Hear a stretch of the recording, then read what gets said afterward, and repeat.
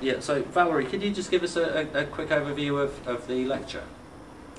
Yes, the lecture was asking whether a Conservative-led coalition is good news for women or not. And I started by looking at women voters who traditionally have tended to think of a Conservative government as good news because they've tended to vote Conservative. And they didn't at the 2005 election, and they were slightly less Conservative than men at this election. So generally, women probably weren't expecting good news from a Conservative government. And what I then looked at was the Conservative Party's track record, which is quite a mixed track record, but fairly negative, particularly for women who want to do anything other than stay at home with children.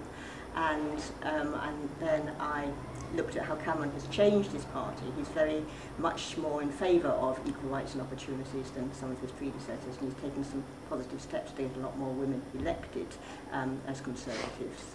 And then I looked at what's actually happened, and particularly the impact of the emergency budget and the cuts on women, which have disproportionately affected them.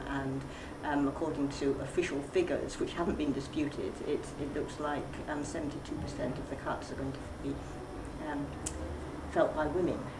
So I then looked at whether it's actually generally difficult for a Conservative to do things for women, as Cameron wants to, and there's some kind of structural things within the party that make it difficult for them to get a coherent package together that will benefit most women.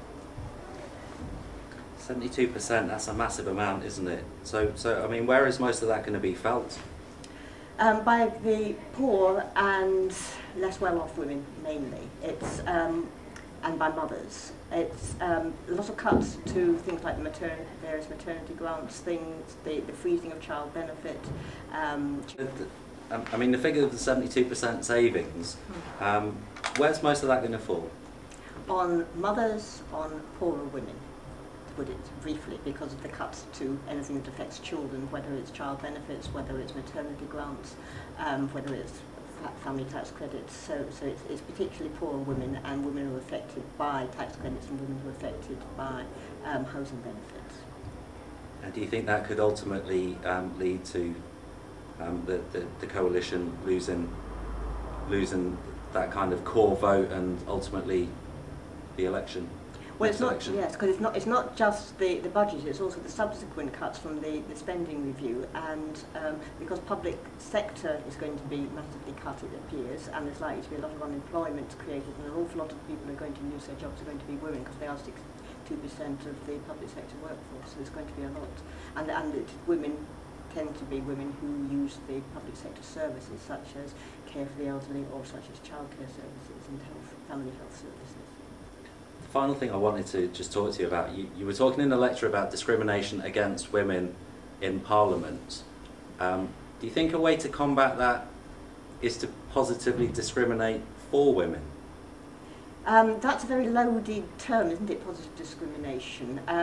Certainly, if you call it, there's various other ways you could describe it, but I don't mean positive discriminating against men, but sometimes changing the criteria so you look for different things.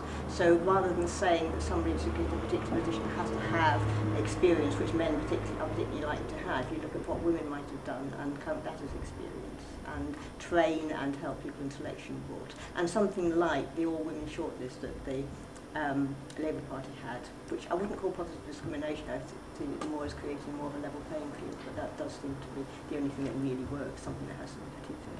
Yes. So would you say it was more like an affirmative action for women as opposed to positive discrimination? Yes, because it's not discriminating against men because they are there already. I mean, you can feel like that for individual men, but because the system is generally loaded in men's favour, it's a game that women are being allowed to play, but they haven't been allowed to write the rules at all. So, so we want to challenge some of the rules of the game. I was just going to ask you to give a quick definition of free market feminism that you touched upon in the... Right.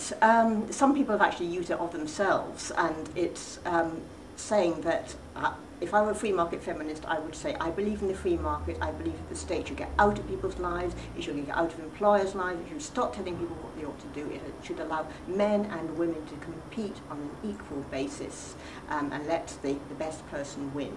It's the free market can decide rather than the nanny state interfering and telling people what they can or cannot do. Okay. Thank you, Valerie. Thank you. Thanks for that. Good questions.